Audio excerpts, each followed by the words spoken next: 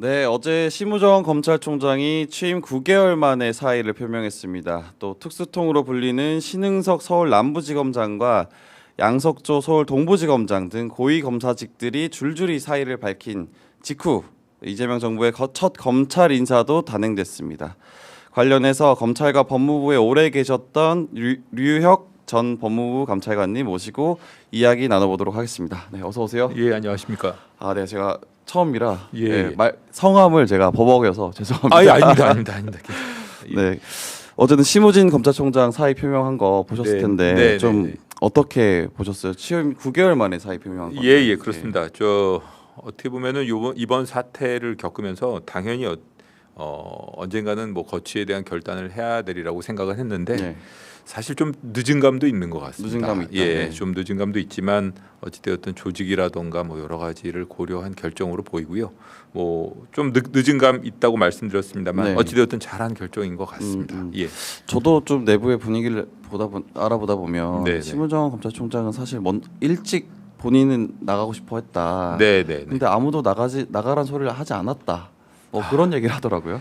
그 뭐 그렇게 거취 결단은 뭐 다른 사람들이 나가라 뭐 말라 이래 가지고 할 문제는 아닌 것 같고 네. 사실은 즉시한 거 포기 결정 그리고 나서 그 지난 대선 결과라던가 여러 가지 본인이 거취를 결정할 수 있는 시점은 있었던 것 같습니다. 네. 그런데 이제 그 이번에 그 사의를 표명한 것인데요.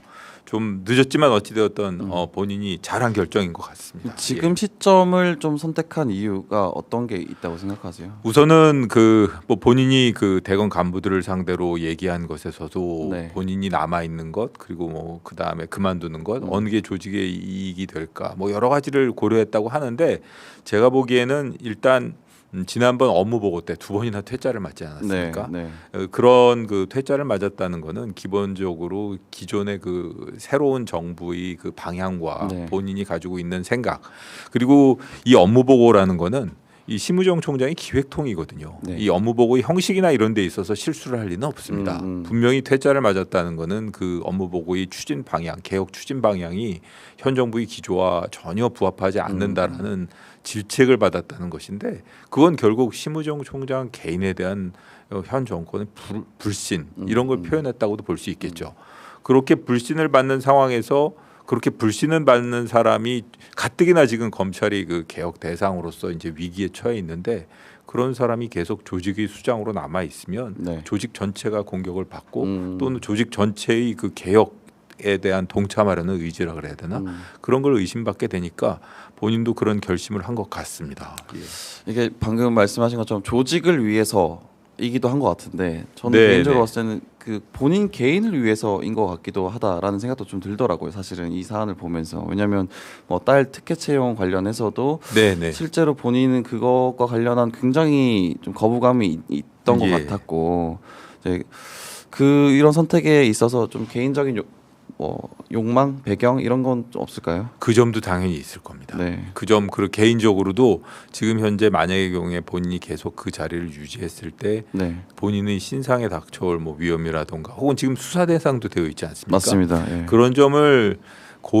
표현하진 않았지만 고려하지 않았을 수는 없어 보입니다. 네. 맞습니다. 그 심우정 총장이 낸 입장문 사의를 표명하면서 낸 입장문을 보면은 사실은 사과는 없었고 검찰 개혁에 대한 우려가 좀 담겨 있어요. 저는 이 한 줄이 계속 눈에 들어오던데 시한과 결론을 정해놓고 추진될 경우 예상하지 못한 많은 부작용이 생길 수 있다. 이게 어떤 뜻으로 받아들입니까? 저도 이 입장문을 봤는데 네.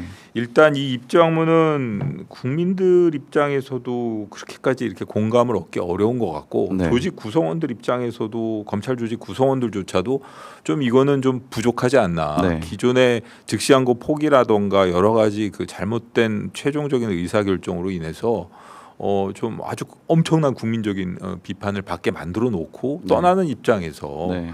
이거는 뭐 국민들도 만족할 수 없고 조직 구성원들도 아니 이렇게까지 조직을 좀 위기에 처하도록 잘못된 의사결정을 하고 거기에 대한 얘기는 하나도 없구나. 네. 이런 차원에서 네. 공감을 얻기는 어려운 것 같습니다. 예. 그러니까 내부에서도 불만이 많은 것 같더라고요. 실제로 저도 네. 알아보니까 저도 이제 그 검찰 관련한 취재원분들한테 연락을 하면 뭐 이런 말하면 좀 그렇지만 거의 쌍욕 수준으로 네. 개인적인 감정이 굉장히 안 좋더라고요. 예. 그렇습니다. 그 심우정 검찰총장도 특검 수사 대상으로 분류가 되는 분이죠, 사실. 여러 혐의가 있는데 저는 그게 명태균 게이트 수사가 본격화하던 당시에 대통령실에 김주현 전 민정수석과 비화폰으로 두 차례 통화했다. 네네네. 이게 상당히 좀 걸리는 부분인 것 같습니다. 심우정 검찰총장을 향한 내란 특검 수사도 어떻게 전망을 하십니까? 지금 뭐 심우정 총장이 그리고 김주현 수석 이 두 사람이 뭐 네. 여러 여러 혐의에 대해서 지금 뭐 여러 수사기관에서 좀 수사 대상으로 올라가 있는데요. 제가 보기에는 가장 심각한 것은 뭐 다른 걸 다 떠나서 대통령실 김주현 수석하고 네. 전 수석하고 비화폰으로 통화한 것 이것이 아닌가 싶습니다. 그러니까요. 기본적으로 뭐 내용이야 당사자들이 뭐 특별한 내용이 없다라고 뭐 이렇게 둘러대고 있는 것 같은데 뭐 둘러대고 있다는 표현이 정확할 겁니다. 네. 사실 비화폰으로, 비화폰으로 네. 안부 전화를 할 이유는 없거든요. 안부 물으라고 비화폰 주는 경우는 없죠. 그렇습니다. 예. 이 두 사람 사이의 관계라든가 4번인가 5번을 같이 근무한 두 사람 사이의 관계라든가 이런 게 비춰오면 네. 비화폰으로 안부 전화를 할 이유는 없습니다. 안부 묻고 싶으면 카톡 하시면 되죠. 그렇습니다. 시점이라던가 혹은 또 이 형 방식이라던가 네. 이런 점에 비춰보면 이건 좀 설득력이 떨어지거든요. 네. 그렇기 때문에 이게 얼마나 내란 특검에서 진상을 규명할지는 모르겠습니다만 그 점에 대해서는 분명히 사실관계를 파악을 해야 될 것 같고요. 그리고 김주현 수석 같은 경우에도 보면은 여러 대목에서 중요한 여러 대목에서 무언가 역할을 했다는 것이 드러나고 있지 않습니까? 네.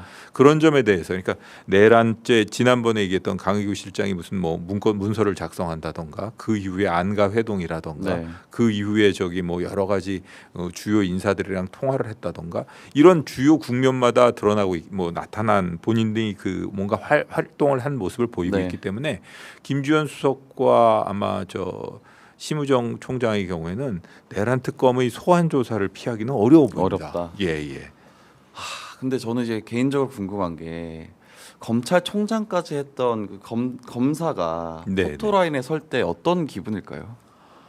아유 그거야 뭐 당사자 아니면 뭐 이해하기 힘들 정도로 참담한 기분일 텐데 네. 어찌되었든 본인이 하지 않은 행위에 대해서 뭔가 조사하거나 책임을 묻기 위해서 소환한 것이 아니고 네. 본인이 국민적 의혹을 받고 있는 본인의 행동에 대해서 그 진위를 밝히기 위한 것인 만큼 어쩔 수 없는 일인 것 같습니다. 결국 그 높은 자리에 올라간 사람들은 뭔가 잘못됐다면 그에 합당한 뭐 공적 책임도 져야 하는 것이니까 그런 책임의 일부라고 보고 본인이 감수해야 될 일이 아닌가 싶습니다. 맞습니다. 예. 저는 이렇게 표현하는데 그 지기현 판사가 토스하고 심우정 검찰총장이 스파이크한 네네. 그래서 구속 취소가 완료된 그 내란 우두머리 혐의를 받고 있는 이제 윤석열 씨가 거리를 활보하고 있습니다. 7월 1일 소환에 응하지 않았고 7월 5일에 출석하겠다. 그럼에도 오전 9시까지 나오라고 하니까 안 되겠다. 오전 10시까지 나가겠다. 이러고 있습니다. 좀 어떻게 보셨어요? 그러니까 먼저 다른 얘기부터 말씀드리자면 저는 이렇게까지 중대한 범죄를 저지른 사람이 이렇게 불구속 상태에서 자유를 누리면서 재판을 받는 것을 본 사례가 없습니다. 네. 아마 대한민국 그 사법 질서가 만들어진 이후에 이런 상황은 처음인 것 같고요. 그러니까 보지도 못하던 듣도 보도 못하던 그런 상황을 맞이하고 있는 것인데 맞습니다. 게다가 윤석열 씨 같은 경우에는 기본적으로 그 기싸움을 하고 있다고 보는 것이 맞는 것이 그 특검이나 이런 수사기관의 요구를 그대로 수용한 적이 단 한 번도 없어요. 그렇죠. 생각해보니까 그렇네요. 9시에 출석하라고 하면 10시에 출석하고 1일 날 오라 그러면 2일은 안 되고 2일이나 3일 출석하는 방식도 현관으로 출석하라 그러면 지하로 가겠다. 모든 것에 있어서 그 특검이나 수사기관의 요구를 그대로 따르지 않겠다는 모습을 보여주고 있거든요. 경찰관도 바꿔달라 그러고 검사. 그렇습니다. 네. 그러니까 이게 결국은 그 수사기관이 그 페이스라 그래야 되나 거기에 말려들지 않겠다라는 그런 뭐 잔꾀를 부리고 있다고밖에 볼 수가 없는데 맞습니다. 잔꾀로 보입니다, 사실. 저도 정말 좀 답답하게 생각하고 있고요. 네. 사실 지기현 부장의 구속 취소 결정이야 뭐 이 법에만 몰입해가지고 법 감정을 도외시하고 그냥 특이한 그냥 법 이론을 뭐 실험적으로 적용한 사례라고 본다면 즉시한 거 포기는 더 심각한 잘못된 결정이거든요. 저는 뭐 여러 가지로 심우정 총장을과 모르는 바도 아니고 네. 저랑 같은 반 같은 조거든요. 사법 엄청 그러면 인연이 깊으시네요. 저랑은 사실 연수원 다닐 때도 그렇고 그 예. 이후도 그렇고 개인적으로는 압니다. 가까우신 잘 압니다. 분이구나. 예, 그런데 예. 그런 결정은 도저히 동의할 수가 없습니다. 음. 전 아직도 물론 뭐 인간적으로 뭐 여러 가지 면에서 비난하고 싶지 않고 뭐 인간적인 면에서의 그 신의를 잃고 맞습니다. 싶지는 않지만 그 결정에 대해서는 어떤 경우도 동의할 수가 없습니다. 그때 예. 당시에 어떤 조언을 따로 해주진 않으셨어요? 조언은 안 하고요. 네. 제가 다른 방송에서도 한번 말씀드렸는데, 네. 아이고 그때 뭐 전화를 했다 그랬는데 사실은 뭐 제정신에 전화한 것도 아니고요. 네. 친구들 만나고 집에 가는 길에 친구들한테 그냥 그날 하루 종일 제가 욕을 먹어서 뭐 저는 거기에 동의하지 않지만 네. 그 저도 뭐 검찰에 근무를 했고 그렇다 보니까 사실 검찰을 그런 친구들 모임에서는 검찰 욕할 일이 생기면 검찰 왜 그래? 뭐 너 이렇게 하는 거죠. 바로 예. 봅니다. 그러다 제가 너무 속상해가지고 전화를 해서 좀 아쉬운 소리를 좀 한 적이 있습니다. 네, 좀 뭐 아쉬운 소리 정도로 말씀드리지만 네. 어쨌든 뭐 그러면 그때 심우정 총장은 좀 어떻게 받아들이셨어요? 반응은? 뭐 험한 말을 하는 사람이 아니라 가지고 네, 그럴 것 같진 않으세요? 예예 형 취했죠 뭐 이런 정도 예, 그런 정도 예. 알겠습니다. 예. 윤석열 씨가 그러면 2일에는 나오지 않았고 5일에 나온다. 1일엔 나오지 않았고 5일엔 나온다 이렇게 했는데 5일에도 나오지 않으면 이 구속 요건 충족되는 건가요? 이게 윤석열 씨 구속이 얼마나 걸릴까요? 지금 특검에서는 계속 이 윤석열 쪽의 그 수사 방해 행위 그리고 네. 수사에 뭐 불응하는 여러 가지 그 태도에 대해서 계속 자료를 축적하고 수사 보고서를 작성하고 있을 겁니다. 사실 윤석열 구속은 한 2번의 기회 정도가 앞으로 있을 것으로 생각되는데요. 1심 판결 전까지. 첫 번째로는 윤석열 씨를에 대한 추가 범죄 사실이 지금 그 조사 중에 있지 않습니까? 예. 그 혐의가 어느 정도 입증되면 특검에서는 2가지 선택을 할 수가 있습니다. 하나는 그 추가된 범죄 사실에 대해서 자체로 구속영장을 청구하는 거. 그리고 아니면 이 부분을 기소를 해놓고 지난번에 김용현 그 전 국방부 장관의 경우에처럼 요 추가된 범죄 사실과 관련해서 영장을 발부해달라고 재판부에 촉구를 할 수가 있습니다.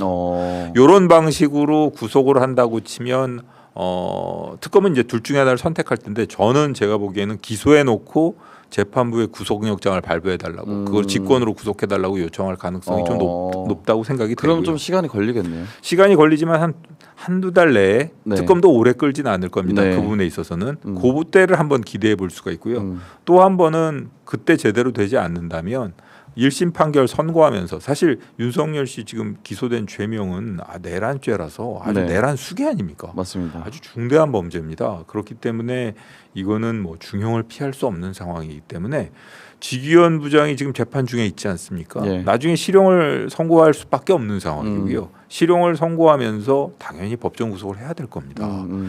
그때조차도 법정 구속을 하지 않는다면 그거는 그때 국민적인 비판은 지기현 부장이 감당할 수 있는 수준이 아닐 겁니다. 예.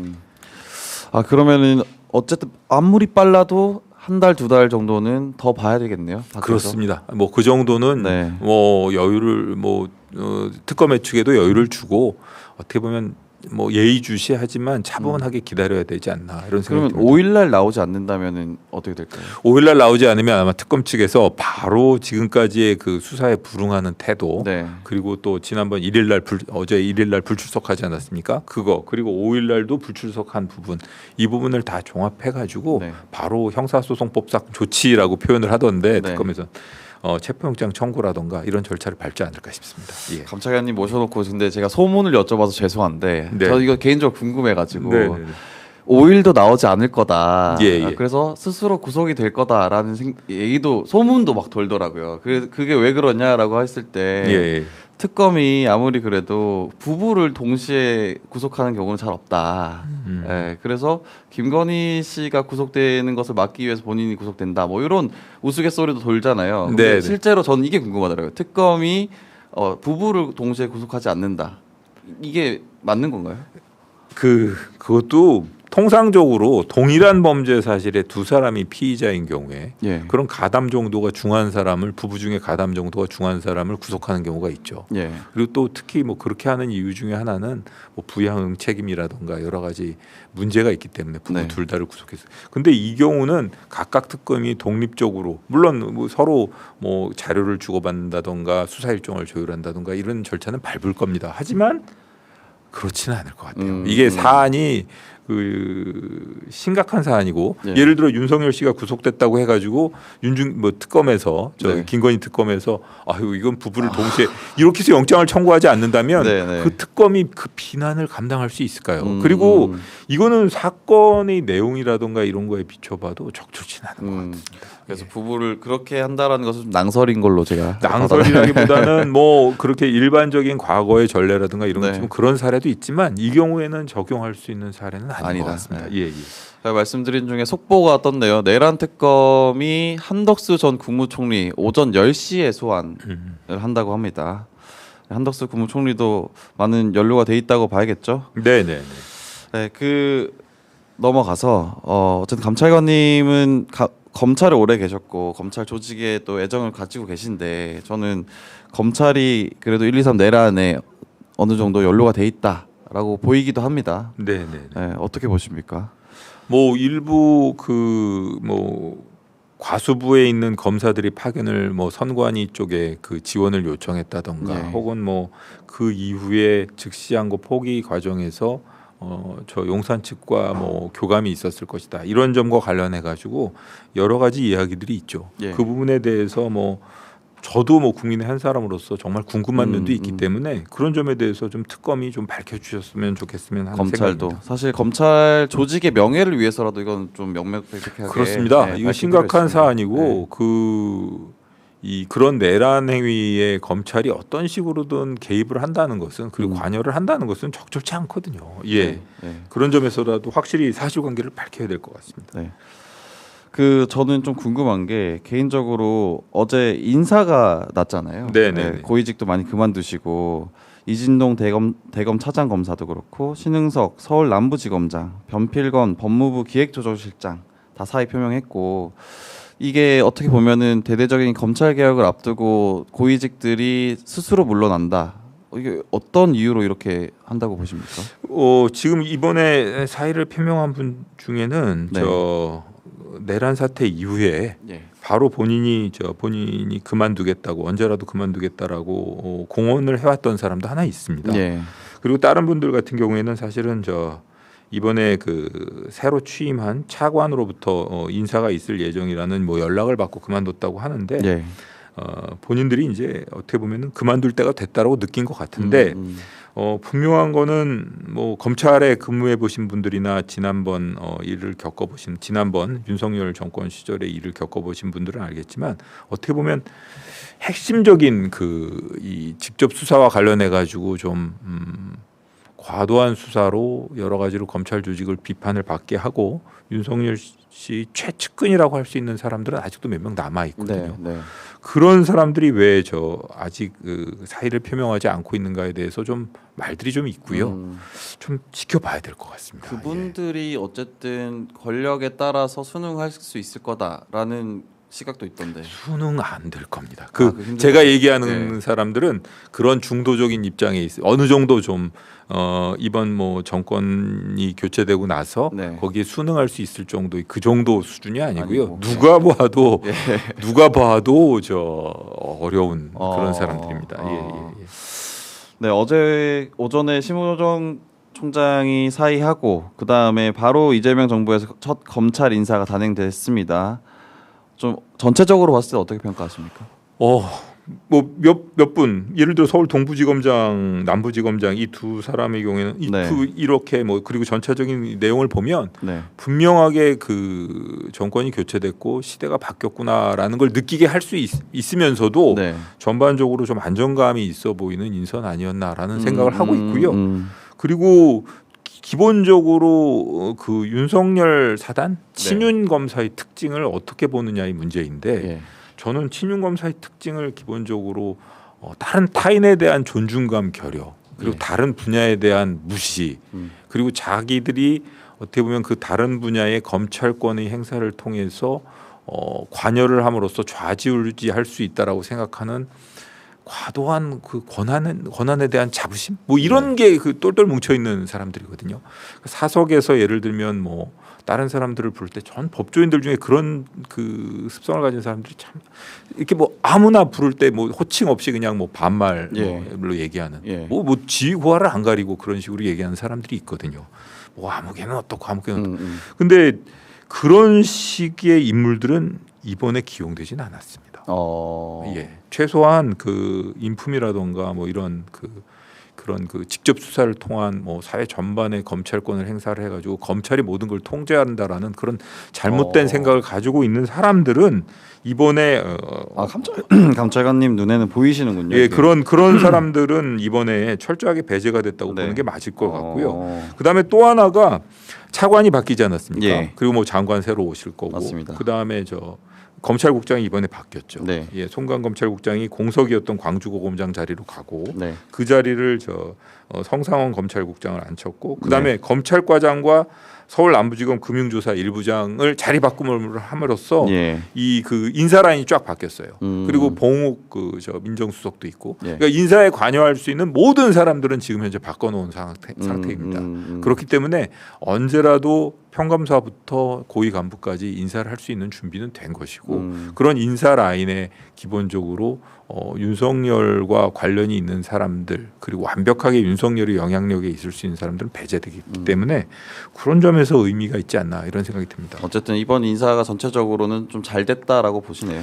그 확실하게 시대가 변했다는 점 그리고 또 조직을 추스릴 수 있는 안정감 이런 게 좀 어느 정도 타협 균형을 이룬 그런 인사가 아닌가 싶습니다.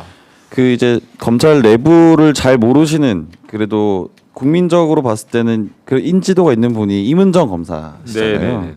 서울 동부지검장이 이번에 되셨는데 이 인사에 대해서는 좀 어떻게 보세요? 우려를 하시는 분들도 있죠. 예. 그리고 검찰 조직 내에 조직 구성원들이 참 동의할 수 없는 글을 많이 올렸다 그래가지고 사실은 비판하는 분도 있고 저랑 친하게 지내는 분들 중에 제가 제가 감찰관 시절에 감찰관실에 감사 담당관, 감찰 담당관 두 분이 계신데 감찰 담당관이었거든요. 그렇기 때문에 저랑 이제 같이 근무한 연도 있습니다. 네. 저는 감찰 담당관으로 처음 부임할 때 좀 우려하는 분도 있었지만 저랑 같이 근무하는 동안은 관리자로서의 역량이라던가 이 최소한 기본적으로 이 같이 근무하는 그 감찰 담당관실 직원분들을 불편하게 하지는 않아요.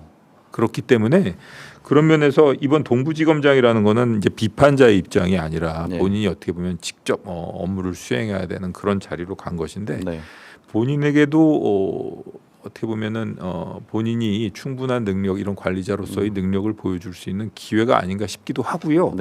그리고 어떤 면에서는 임은정 이번 검사장이 예전에 평검사 시절에 법무부에 전입하거나 이럴 때만 하더라도 그리고 그 무죄구형 취지 전까지는 그렇게까지 조직과 이렇게 등을 척지고 있는 그런 관계는 아니었거든요. 어쨌든 본인 이미지가 딱 굳혀지긴 했습니다만 그리고 검찰 조직 내에서도 이런 사람이 요직에 가 있다는 것이 절대로 부담이 되는 게 아니라는 그리고 조직 다양성 측면에서도 저는 긍정적으로 보고 싶습니다. 근데 이게 검찰 개혁과 서울 동부지검장에 간 것이 좀 상관관계가 있을까요? 아니면 어쨌든 동부지검장에 갔다 그 상징성으로 좀 보여줄 수 있는 걸까요? 동부지검이 그렇게 이번에 내란 특검을 비롯한 여러 특검에도 차출이 많이 됐다고 합니다. 동부 남부에서 제일 많이 차출이 됐고 기본적으로 지난번 전임 동부지검장 양석조 검사장이 누가 봐도 임은정 동부지검장하고는 완전히 대립되는 관계에 있었던 사람이거든요. 그런 면에서 분명하게 조직 구성원들이 뭔가 느끼는 바는 있을 겁니다. 상징적인 메시지가 있는 거군요. 아주 메시지가 있다고 보여집니다. 그리고 그 자리가 어떤 분들은 임은정 훨씬 더 좋은 자리에 보내야 되는 거 아니냐 이렇게 말씀하시는 분들이 있는데 일단 동부지검장이라는 그런 자리에서 관리자로서의 역량 그리고 그런 지휘관으로서의 역량을 보인다면 나중에도 본인한테 기회가 충분히 있을 것으로 보입니다. 저는 좀 궁금한 게 이게 노만석 대검차장, 예. 성상원 검찰국장, 정진우 중앙지검장 이게 다 친윤 검사, 친윤 라인, 뭐 윤석열 사단 이렇게 불리시는 분들 중인데 네. 이분들을 왜 그대로 뒀을까요? 혹은 뭐 영전을 하신 분도 계신 거고. 친윤 라인이라는 거를 그 윤석열 씨 시절에 뭐 인사상에 조금 이익을 봤다던가 혹은 승진을 했다던가 혹은 A라는 사람에 대한 사건이 좀 기소가 되길 원했는데 불기소를 했다던가 불기소되기를 원했는데 기소를 했다던가 이런 이유로 저 친윤이라고 한다 그러면 뭐 친윤이 맞을 겁니다. 근데 한번 좀 생각할 필요가 있는 게요. 김건희 씨에 대한 불기소 처분이 비난받는 건 김건희라는 사람을 불기소했기 때문이 아니라 충분한 증거에도 불구하고 김건희에 대한 충분한 수사를 하지도 않고 그리고 수사를 했는데도 불구하고 수사하는 방식이 전화기 맡겨놓고 모처에서 조사를 했단 말이에요. 소환 조사를 하지 않고 이런 것 때문에 비난을 받는 것이거든요. 물론 김건희 씨를 아주 싫어하는 사람은 김건희 씨가 뭐 어떤 행위를 했더라도 무조건 기소를 해야 된다 이렇게 생각할 수도 있지만 그거는 합리적이지 않은 영역인 것 같고요. 제가 아는 한에 있어서는 저도 이렇게 이유를 들어봤습니다만 이 성상원 그 법무부 검찰국장의 경우에는 저 산업부 블랙리스트 사건을 수사했다는 이유 때문에 그리고 정진우 중앙지검장의 경우에는 차장 시절에 검사가 주임 검사고 그 부장 검사가 있고 그 위에 차장 검사가 있고 검사장이 있지 않습니까? 근데 차장 시절에 그 산하 그 부에서 몇몇 문제가 되는 사건을 뭐 기소를 한다던가 뭐 이런 것 때문에 그렇게 하고 있는데 그 의사결정 과정이 정진우 이 서울중앙지검장이 완벽하게 그냥 자기가 좌지우지할 수 있을 만큼의 그런 과정은 아니었던 것으로 저는 알고 있어요. 이분이 근데 그 윤석열 서울중앙지검장일 때 1차장 1차장이었죠. 1차장이었는데 그래서 더 그렇게 보시는 것 같은데 그렇게 볼 수도 뭐 이렇게 그 이후에 근데 이렇게 그 보직 경로라든가 이런 걸 보면 동기들에 비해서 그렇게까지 혜택 받았다고 볼 수는 없습니다.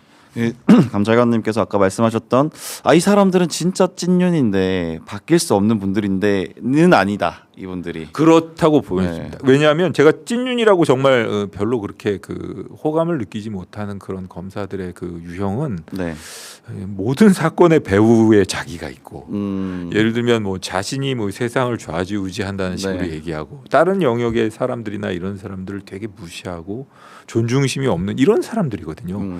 그런 사람들은 아직도 남아 있는 사람들이 몇 명 있지만 대부분의 경우에 나갔습니다. 그렇기 때문에 그리고 또 이번에 중용되지는 않았고요. 그렇기 때문에 좀 지켜봐야 되지 않나 하는 생각이 듭니다. 예. 그 검찰총장이 이제 빈자리 공석이 됐습니다. 공석이 됐고 혹자는 아예 안 채워넣을 수도 있다. 뭐 이런 얘기도 하는 사람도 있고 마지막 검찰총장으로서 누군가가 갈 것인가 이렇게 주목하시는 분도 계세요. 어떻게 될 것 같으세요? 저는 지금 중간에 말씀하셨던 뭐 공석으로 둬도 되지 않나 뭐 이런 생각입니다. 어차피 뭐 9월달에 검찰 조직의 그 기능이라든가 역할에 대해서 큰 변화를 앞두고 있다면 지금 노만석 대검 차장 대행 체제로 유지될 수도 있거든요. 그리고 사실 그 인선을 한다던가 그 청문회를 거친다던가 임명을 하고 이러는 절차에 좀 시간이 걸립니다. 걸리는데 뭐 9월 뭐 10월 이렇게 얘기를 하고 있는데 그때 뭐 총장이 된다고 해가지고 뭐 어떻게 조직을 뭐 추스릴 수 있을지 이것도 의문이고요.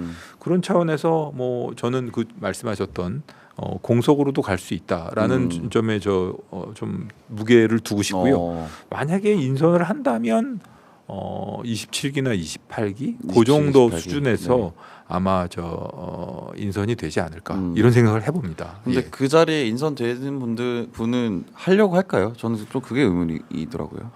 일단 조직 내부에 있는 사람들은 당연히 뭐 그런 기회가 주어진다면 어떤 식으로든 조직이라든가 혹은 지금 현재 사실 검찰 조직만을 위한 것이 아니라 검찰 조직이 이렇게 그 역할이나 기능에 있어서 불신을 받는다는 것은 좀 국가적으로도 손실이거든요. 그런 뭐 공직이라는 건 사실 어려워도 수행해야 되는 거 아니겠습니까? 맞습니다. 주어지면 수행해야죠.